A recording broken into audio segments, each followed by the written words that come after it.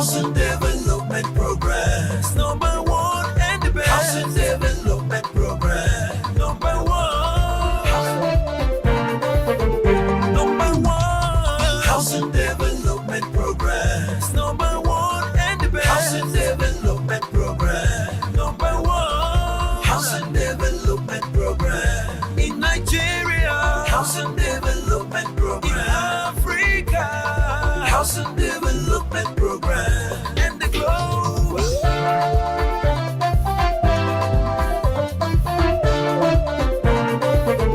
Number one, Housing Development Program. Sufficient shelter is identified globally as a basic need of life and a prerequisite to human survival. It is an essential need of the human being without which existence is not visible. Housing plays a vital role in the amplification of human health, social and economic welfare of the society.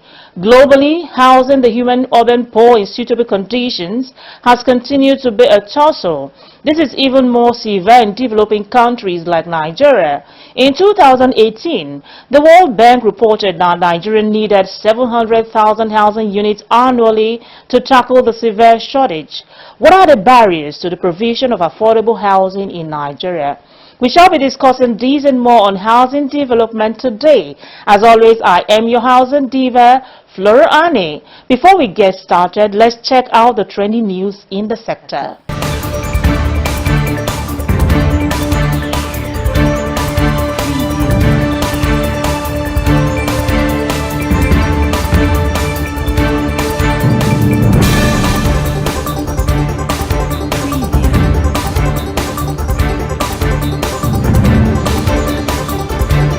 The Federal Ministry of Housing and Urban Development has officially launched its weekly performance management system (PMS) to enhance efficiency and accountability within the civil service. The initiative was inaugurated recently in Abuja by the Permanent Secretary of the Ministry, Dr. Marcus Ogumbiyi, who delivered the keynote address. Dr. Ogumbiyi explained that the PMS Day initiative is in line with the directive from the Office of the Head of the Civil Service of the Federation, which designated every Thursday as PMS Day across all federal ministries, departments and agencies. According to Ogumbiyi, the PMS is not just a bureaucratic measure but the transformative tool designed to build a performance-driven culture within the civil service. The Lagos State government has appealed to property owners to voluntarily pay their land use charge (LUC) to improve infrastructure development across the state. During a recent meeting with the Parkview Residents Association in Ikoyi, Commissioner for Finance Abayomi Oluyomi emphasized that timely payment would help tackle significant infrastructure challenges. Oluyomi highlighted the low compliance rates among affluent residents and reiterated the civic responsibility of fulfilling these charges. The Nigerian Institute of Town Planners (NITP) celebrated its valedictory session and award night, recognizing hard-working individuals and organizations for their dedication and hard work in the built environment.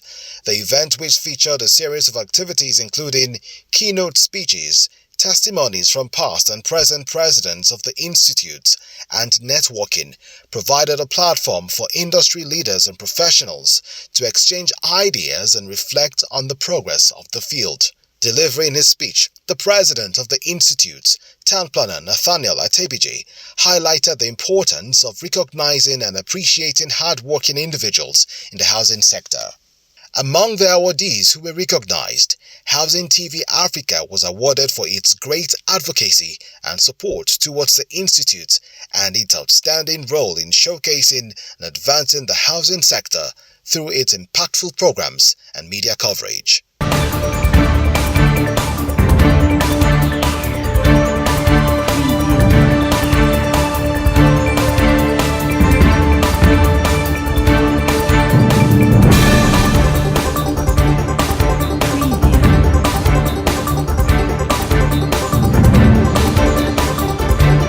For full details of the news, do well to visit www.africanhousingnews.com. Nigeria is blessed with abundant natural and human resources. However, for businesses to fully harness this potential and strive, especially the real estate sector, these stakeholders say the federal government must create an enabling environment for sustainable investment in the sector. Take a listen. Stakeholders in Nigeria's real estate sector have renewed calls for the government to streamline land titling processes to foster a more conducive business environment for developers. Fesadeb, Executive Director of the Housing Development Advocacy Network (HDAN), highlighted the complex system where developers must navigate over 12 different government agencies, each with their own financial targets. He emphasized that this bureaucratic red tape not only slows down housing projects but also raises costs, making affordable housing increasingly difficult to achieve. The housing industry that I run advocacy for is not an easy business. I'm not a developer. The only thing I do is tell the government, do the right thing. For anybody to do real estate business in Lagos, you have to deal with 12 agencies. And each of these agencies have targets in terms of revenue. And those agencies are not even working with themselves. You cannot have affordable housing under this environment. My business is to keep shouting, reminding the government of this country that there's a correlation between housing and productivity. When you sleep well and you get to the office, you contribute better than the man who slept under the bridge. There's a correlation between housing and health. When you sleep well, malaria will not locate you fast. Then I confirm that if I get a good place to sleep and sleep like a baby, I'm likely not to fall sick fast. There's a correlation between security and housing. Let me use this opportunity, since we have TV here, to call on the federal government of Nigeria to do something urgently to address the welfare of Nigerians. With the increase in fuel, the housing industry will be suffocated, will be affected. Hakeem Oguniran, CEO of Eximia Realty, reiterated these concerns, underscoring the outdated nature of the Land Use Act of 1978, which has not been revised in over 4 decades.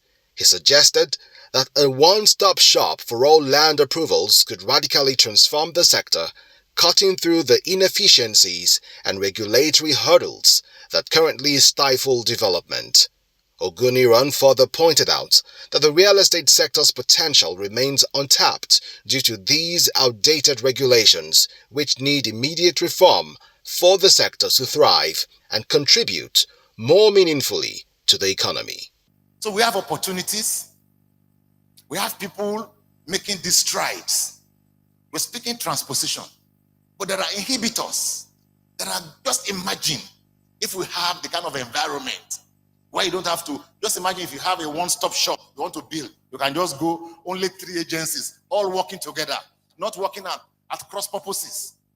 Like Festus said earlier, there was a time I was doing a project, one agency said, do it this way. Another agency said, no, pay this amount. And I said, okay, let us pay this amount. This one said, if you pay the amount, we will shut down your site. 2 agencies in the same government. For 11 weeks, we were waiting. For a developer who has borrowed money, and you are paying interest on a daily basis, 11 weeks is like an eternity. So there are inhibitors. Next slide. But I don't want to talk about the inhibitors. We've spoken about them over and over. Next slide. I've just grouped them together. We know where the inhibition lies. Land, infrastructure, funding, technical challenges, legal and regulatory. Just think about the Land Use Act. Since 1978, we have not made any review to the principal legislation driving land transactions. 1978, no review. No review. But I've always told any state that is smart, that we've been talking about the difficulty in amending the Land Use Act. But the reality of the matter is that most of the regulations that are inhibiting land transaction today, they are not from the provisions of the Land Use Act. They are from regulations made under the Land Use Act. So as a state, you can change the regulations today if you want to. Prominent pastor and developer Matthew Ashimolowo also lamented the cumbersome steps developers must take to secure land documentation. Ashimolowo stressed that these inefficiencies prevent timely project completion and urged the government to reduce the bureaucratic bottlenecks that hinder real estate growth in Nigeria. Off-plan sales finance is fraught with dangers and grave risks due to macro volatilities in the economy and also due to the exchange rate, inconsistent monetary policies. The complexity of security documentation and cost cumbersomeness of perfection of title or collateral are simply better imagined. One of the states of Nigeria has 17 steps before you can get the final documentation. The stakeholders also called for urgent reforms to unlock the sector's potential, which could contribute significantly to Nigeria's economic growth and housing affordability. Hi, I'm Bob Weinsheng, CEO of iBuild Global. Keep watching the Housing Development Program.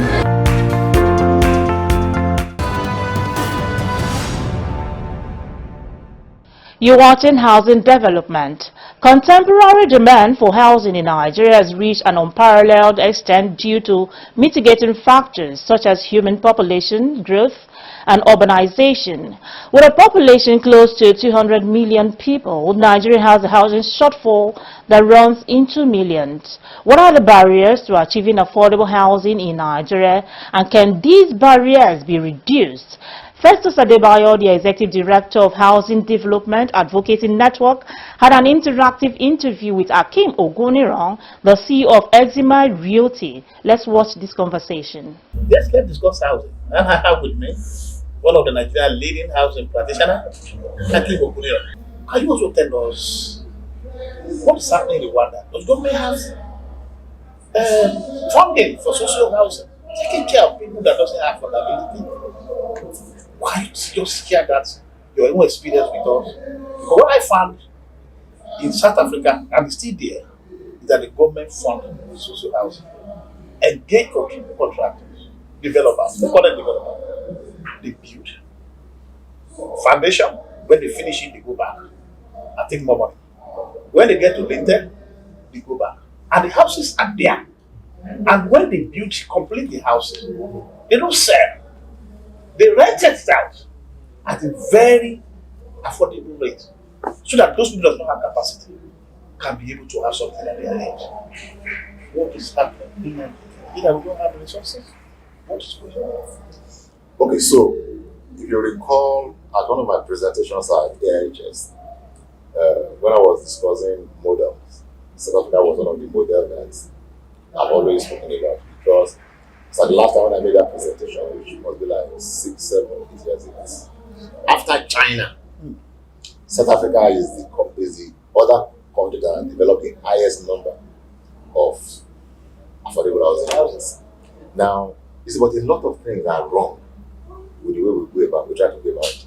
Let me tell you, for example, when South Africa started affordable housing, right? They started with 40 square meter houses. They moved to 60 square meter houses. They moved to 80 square meter houses. Then they moved to 120 square meter houses. Right? The first problem with us is that we claim that we want to do affordable housing. You want 2 toilets, you want 2 bathrooms, you want this, one that, you want a guest room, you want PQ. That is not affordable housing. You know, especially in a country where the cost of building materials is as high as it is. You know, for affordable housing, the first thing is that we have to change design. We have to design to suit budget. We have to design. You know, so that's the first thing. We need to change the design.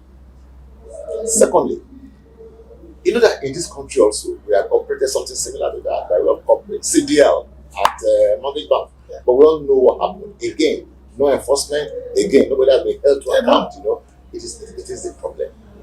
So I believe that in this country, government should create the right environment. Government can do for concepts, but I think we are better off if government partners with credible developers, have excellent record, credible contractors, people with excellent record of performance. I also think that we always make a mistake. We have to start small and scale up. If we want to, number one, I believe that if we really want to solve the problem of affordable housing, right? We cannot do without government. Anywhere in the world, government is the prime. Yeah. I already spoke about politicality. The first thing is that we have to the underpinning philosophy of housing. Housing must be seen as a right, as a justiciable right.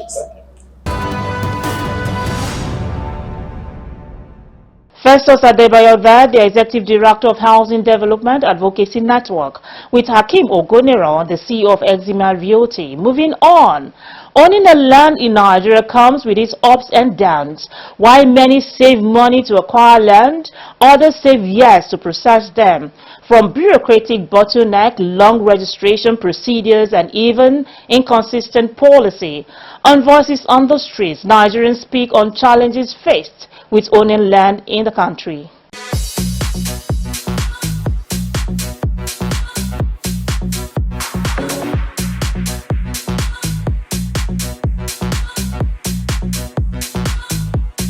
Sincerely speaking, when you want to talk about land in Abuja, talk about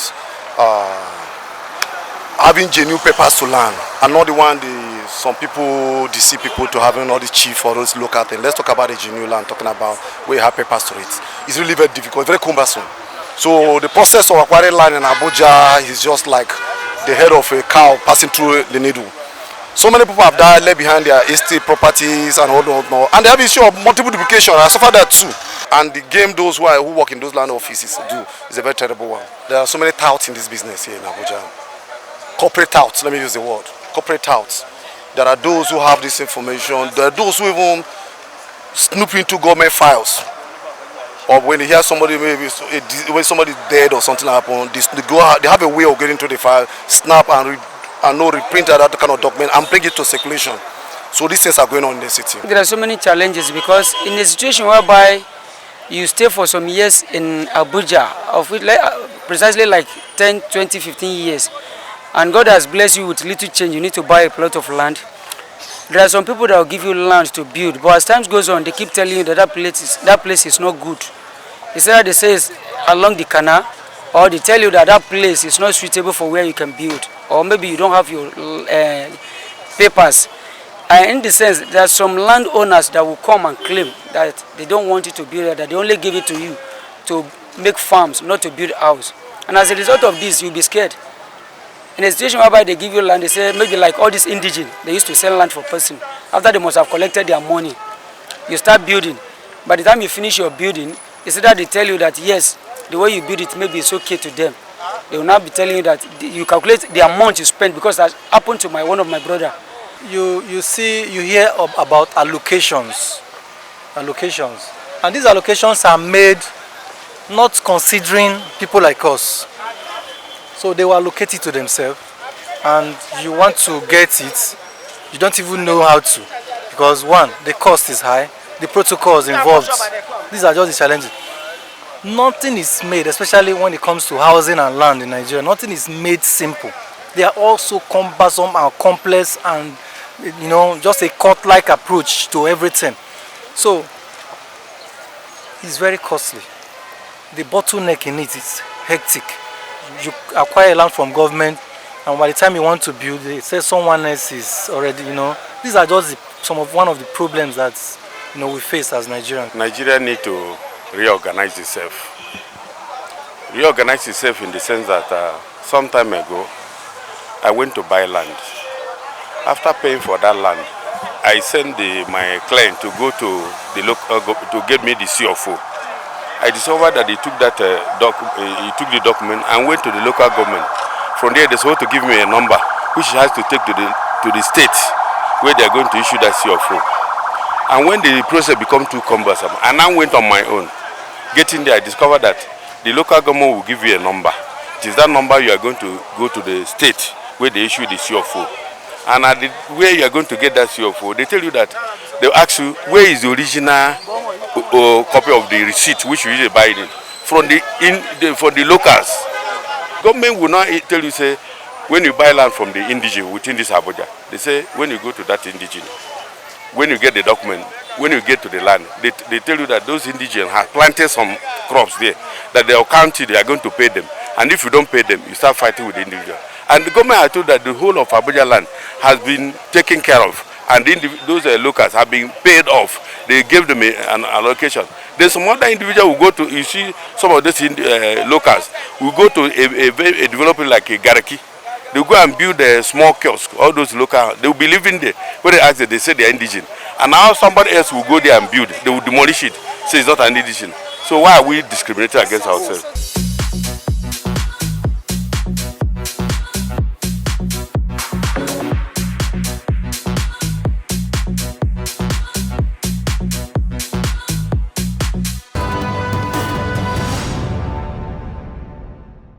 Are you a town planner or a professional in the construction industry? Then listen up. The Nigerian Institute of Town Planners is inviting you to its 55th International Conference and Annual General Meeting with the theme, The Nigerian Urban and Regional Planning Law and the Challenge of National Development. Date is the 21st to 23rd October 2024, and the venue is Amadio Event Center in Enugu State. Chief host is Enugu State Governor, His Excellency Dr. Peter Mba. Other governors that will be in attendance are Sokoto State Governor Honorable Ahmad Aliyu, and also Katsina State Governor His Excellency Diko Umar Rada.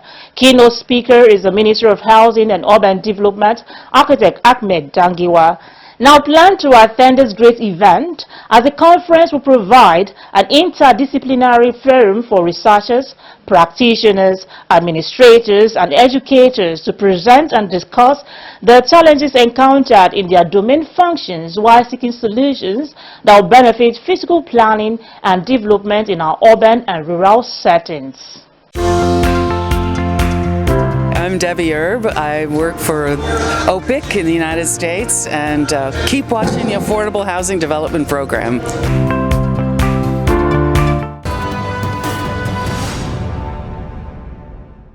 Welcome back. Are you in need of a property to buy, or you want to invest in real estate? Are you a genuine developer in need of buyers, investors for your housing project?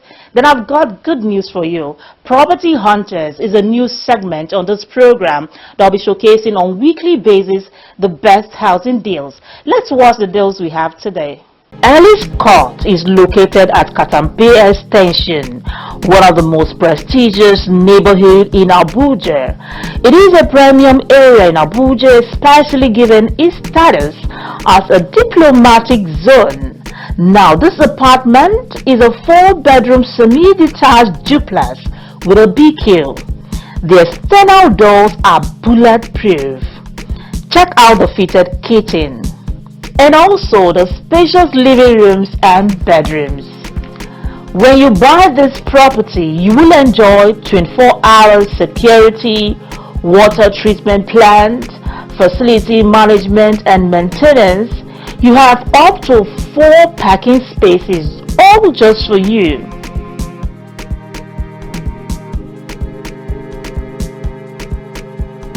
You can get this type of deal, this type of juicy deal offer anywhere else at the Katampe Extension.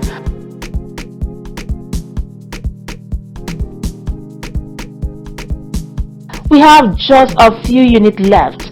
Hurry up now by calling the numbers on your screen. Top on our list for the deals for today is a 4-bedroom terrace duplex located in Jayi in the Federal Capital Territory, Abuja. This 4-bedroom terrace duplex comes with a 1 room BQ. It has bulletproof external doors, fitted kitchen, parking spaces for up to 4 cars, water treatment plant, 24-hour security, facility management and maintenance, as well as good power supply. Our number 2 deal for today is a 4-bedroom terrace duplex located at Jayi in the Vanderburg estate. It comes with a 1-bedroom BQ, bulletproof external doors, fitted kitchen, parking spaces up to 3 cars, water treatment plant, 24-hour security, facility management and maintenance, and a good power supply. And our fourth deal for today is a 6-bedroom detached duplex located at Asokoro. A 6-bedroom detached duplex. It also comes with a BQ, a bulletproof external doors, fitted kitchens, parking spaces up to 4 cars, water treatment plants, lift-enabled 24-hour security, facility management and maintenance.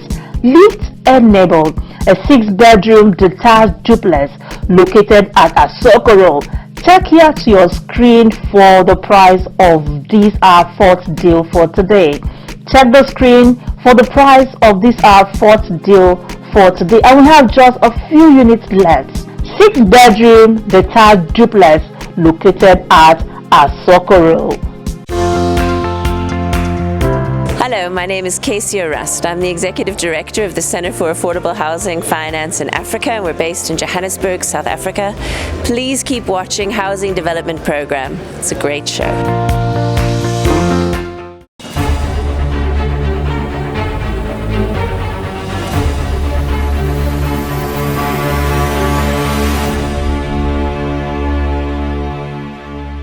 The importance of housing to men cannot be overemphasized. Deficiency in housing can profoundly affect the health, wealth and productivity of man.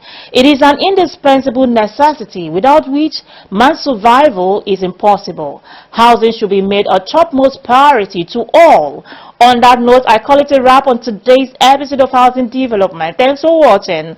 I remain Flora Ani, your Housing Diva. See you soon.